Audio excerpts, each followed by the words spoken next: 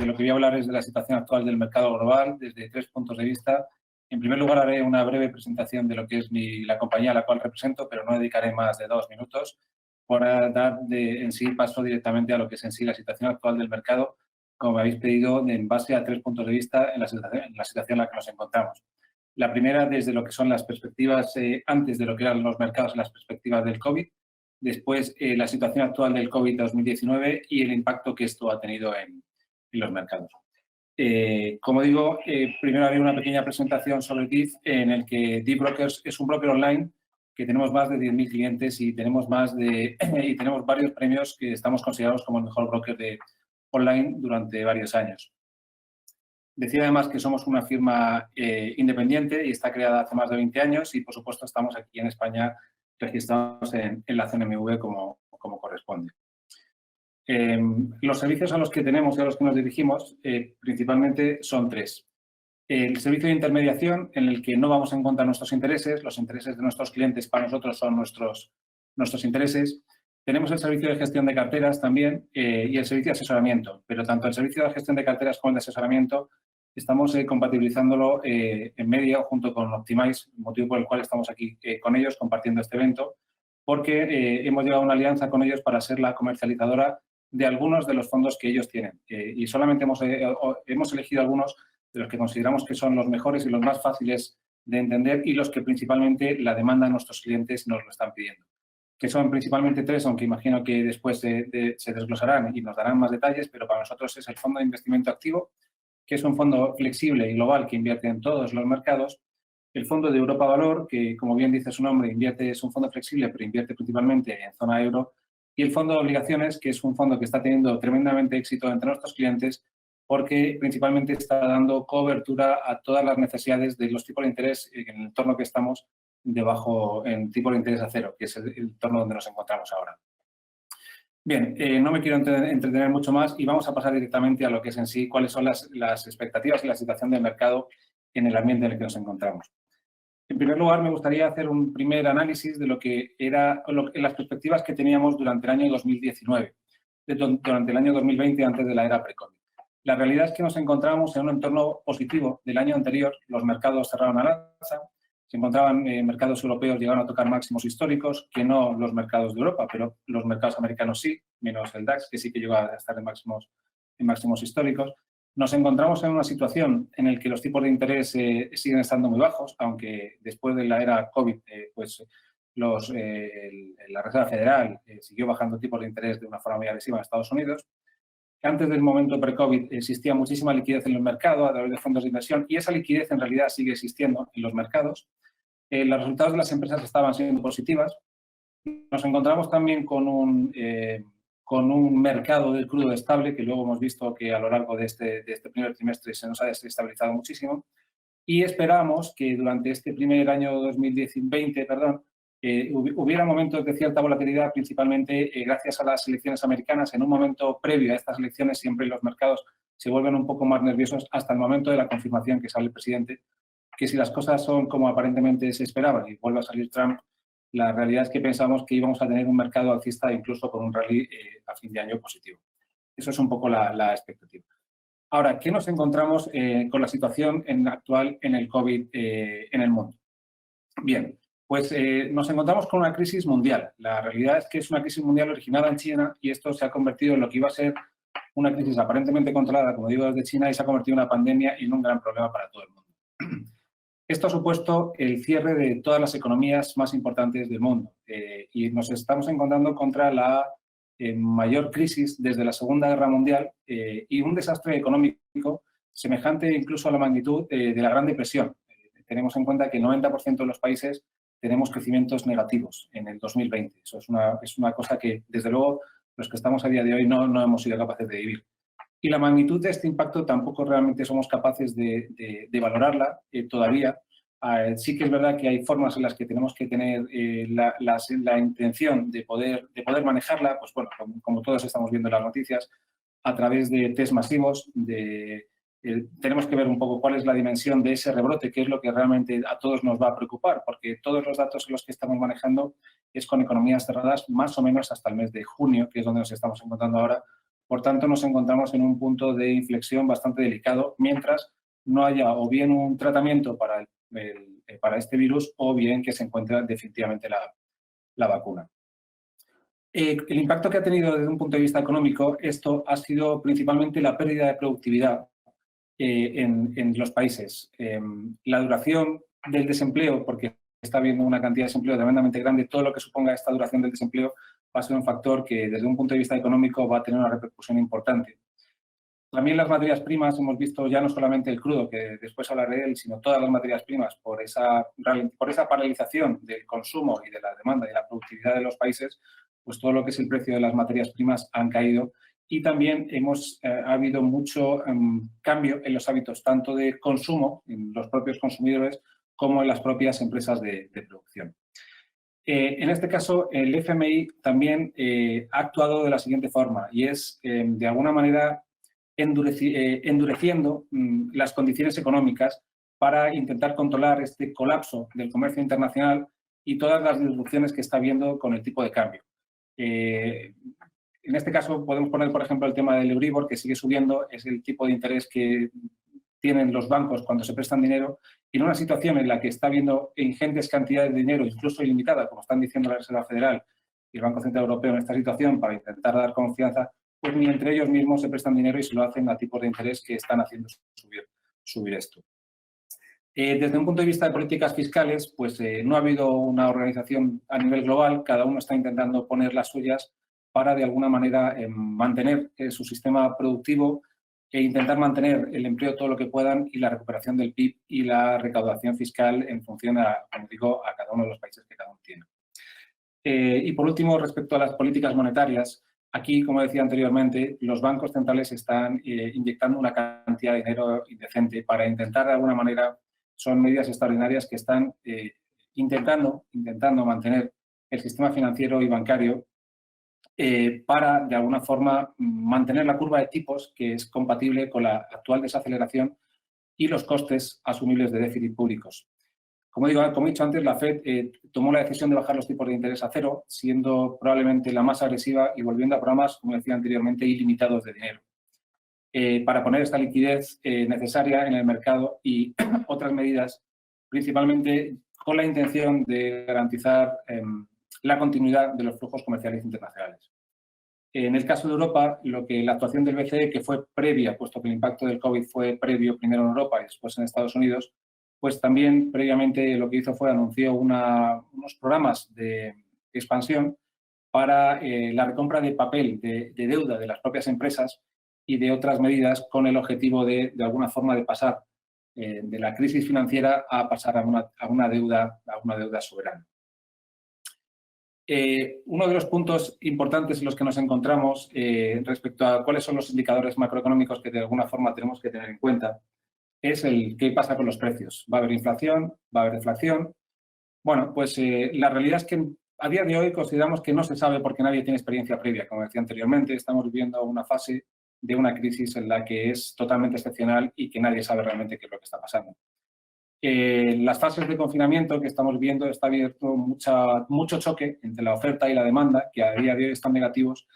y en algún punto esto se va a revertir, desde luego que se va a revertir, pero la cuestión es ¿a qué ritmo se va a revertir? Bueno, pues de cara a lo que es en sí la recuperación de la oferta, esto va a depender un poco del tejido productivo y de la composición de cada uno de los países. O de los sectores. En el caso de España hablamos del sector turismo, consumo, sector hotelero, sector servicios. Además, se van a requerir ciertas inversiones en los nuevos hábitos de consumo para la producción. Eso es referente a lo que es en sí la oferta. Y en el lado de la demanda, pues está claro que el lado de la demanda, que dependerá un poco de nosotros mismos, pues sí que estará más influenciada por el empleo y, por supuesto, por la incertidumbre. En los momentos en los que estamos, si no tenemos empleo y tenemos una cierta incertidumbre, pues ahí digamos que va a haber más ahorro por todo aquello que pueda pasar. Por tanto, la recuperación de la actividad en el lado de la demanda consideramos que la impulsará las compras para poder salir de la crisis. Y, en definitiva, si la demanda se recuperara más deprisa que la oferta, pues ahí tendríamos la inflación. En el caso contrario, teníamos deflación. Por tanto, y para concluir este apartado de precios, consideramos que estamos en un periodo de incertidumbre, donde efectivamente ha habido y hay un cambio de los consumidores y del comportamiento de las empresas después y durante esta epidemia, y está habiendo cambios en los propios patrones de producción y en la demanda. Las economías más flexibles y con mayor capacidad de adaptación serán aquellas que tengan más fácil la recuperación dentro de lo que es esta debacle que estamos viviendo y este momento excepcional. En el caso de España, ¿cómo nos ha afectado directamente esta situación? ¿Cómo nos está afectando esta situación? Bien, pues en primer lugar, desde luego, con una destrucción desgraciadamente muy grande del tejido empresarial. Aquí todo el mundo lo estamos viviendo personalmente porque hemos visto que el confinamiento, lo que es en sí el tejido empresarial, han estado cerrados todas aquellas empresas que no han podido de alguna manera adaptarse a las nuevas realidades tecnológicas y que digamos que están más cercanas a la economía real, pues todo ese pequeño pyme y micropyme en realidad se han destruido y es más, se han seguido endeudando. Como he dicho antes, España es un país que vive del turismo, que vive del sol, vivimos por tanto del servicio, del consumo. No es un país muy industrial y, pues, curiosamente donde el menor impacto ha habido en el caso de España ha sido en las zonas donde más turismo hay. Hablo de Canarias, hablo de Baleares, hablo de Málaga, que son sitios donde el turismo es muy importante y es, por suerte, de alguna forma, sitios donde menos ha impactado. Donde más ha impactado, como todos sabemos, es en las ciudades de Madrid y Barcelona, son las más cosmopolitas y al final es donde estamos teniendo que torear todo esto.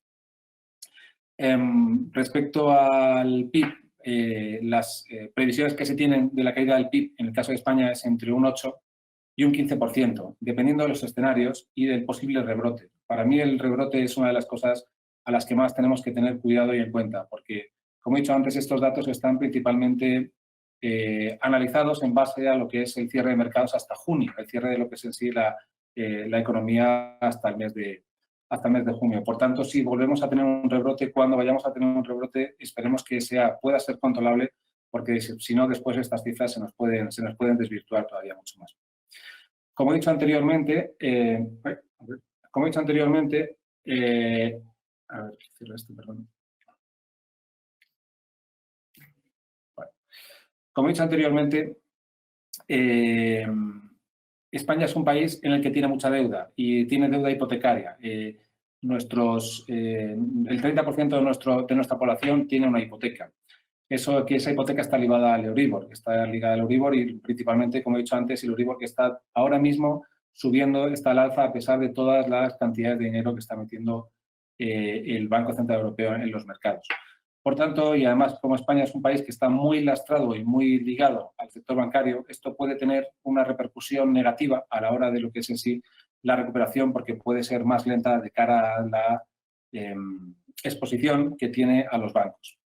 Por esa razón, una de las primeras cosas que empezamos a recomendar es la posibilidad de que aquellas inversiones que se hagan no estén limitadas simplemente a cada uno de los países, sino que las inversiones y los productos de inversión a los que nosotros podamos dedicarnos, dirigir o recomendar, tienen que ser tienen que ser flexibles principalmente y globales, que no estén condicionadas principalmente por sus circunstancias. Para que nos hagamos una idea, en este periodo de tiempo, durante el primer trimestre del año ha habido una salida de 5.000 millones de euros de los fondos de inversión. Y realmente donde hay una crisis también hay oportunidades y aunque los mercados se han caído, se han desplomado una media de un 20% en algunos casos, en el caso de Europa, siempre donde hay crisis, como decimos, hay oportunidades. Los mercados son muy grandes y no tenemos que centrarnos simplemente en una parte local, sino que debemos ser flexibles y debemos buscar donde estén las oportunidades. Consideramos que el sector de las utilities, el sector del lujo, por supuesto las tecnológicas, los medios de pago digitales, esos son realmente sectores donde pueden haber realmente oportunidades de buenas inversiones. De cara a lo que es en sí las caídas del Producto Interior Bruto, que tenemos este gráfico que les muestro,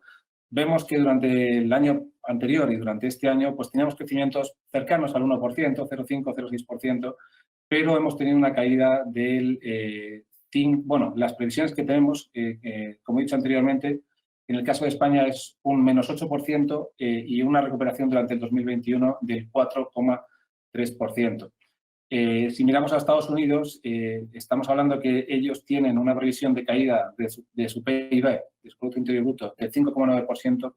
y un incremento de ese PIB durante el 2021 del 4,7%.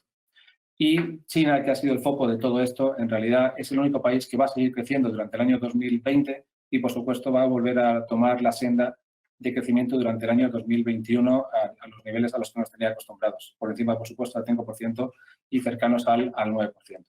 Quiere decir con esto que las previsiones, de alguna manera, que se tienen, si todo sigue más o menos igual, pueden ser buenas. Decir, además, que la caída hasta que hemos tenido intertrimestral del 5,2% durante este primer trimestre ha sido el peor dato de toda su historia. Y antes hemos estado hablando que lo hemos podido comparar con la crisis,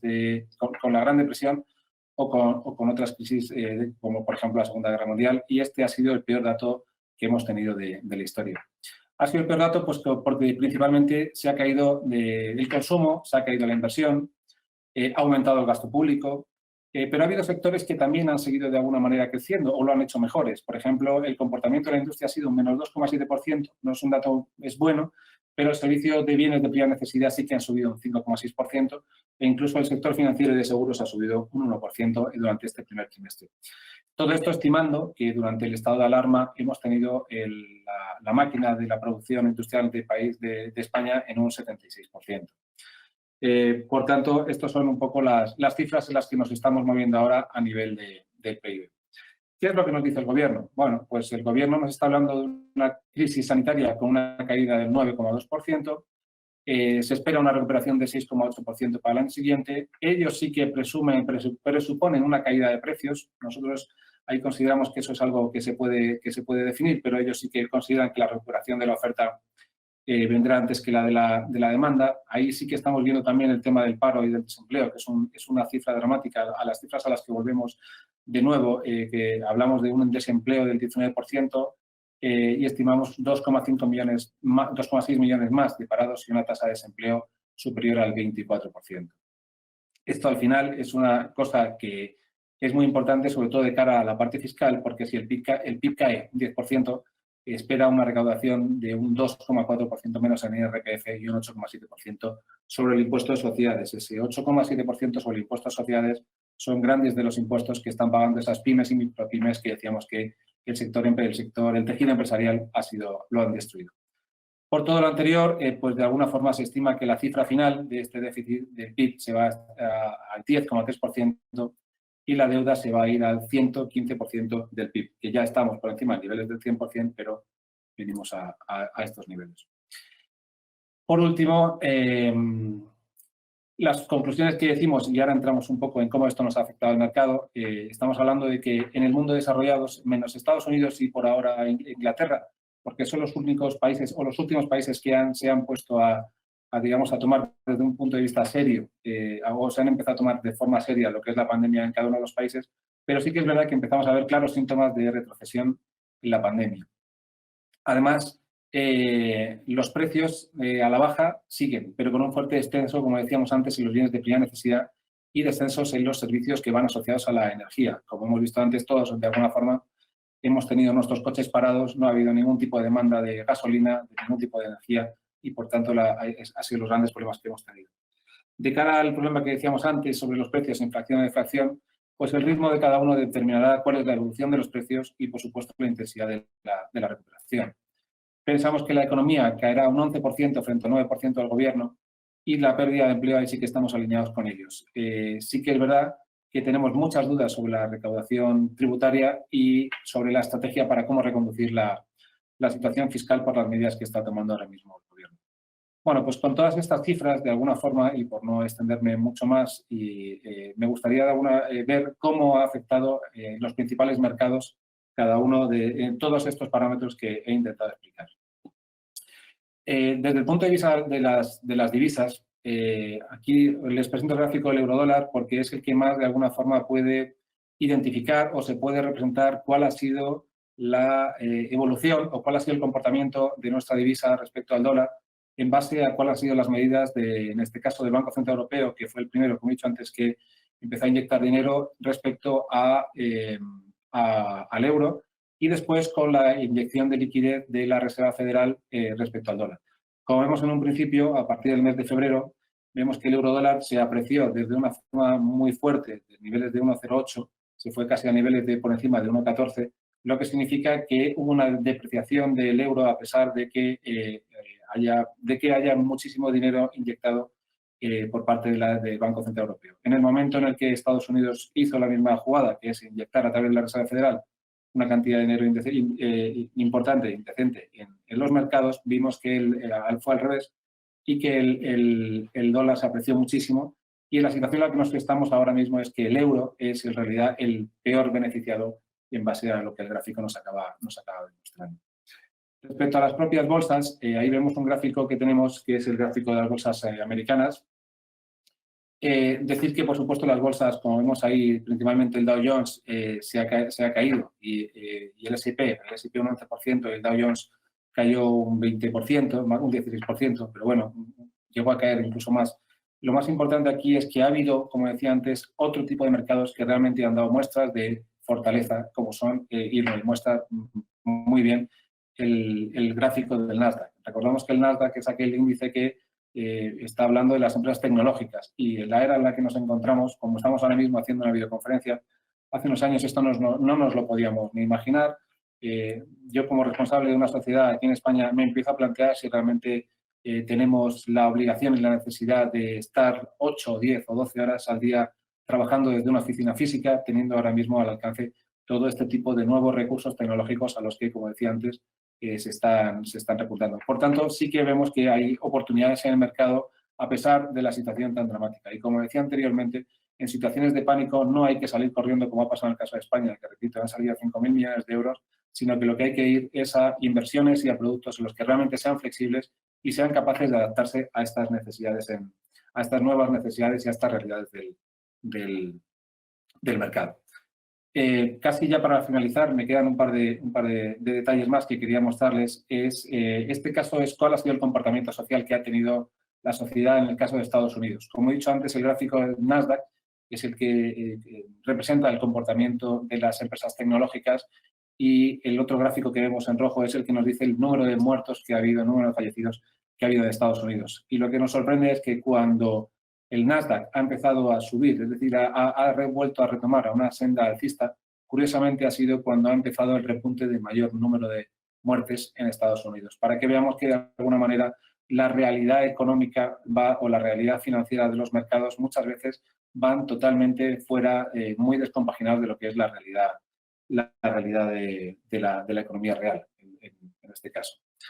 Respecto a las materias primas, bueno, como he dicho antes, al tener todas y cada una al tener parada la producción en los países con este confinamiento, China, Europa, después Estados Unidos, pues desde luego todo el precio de las materias primas han caído.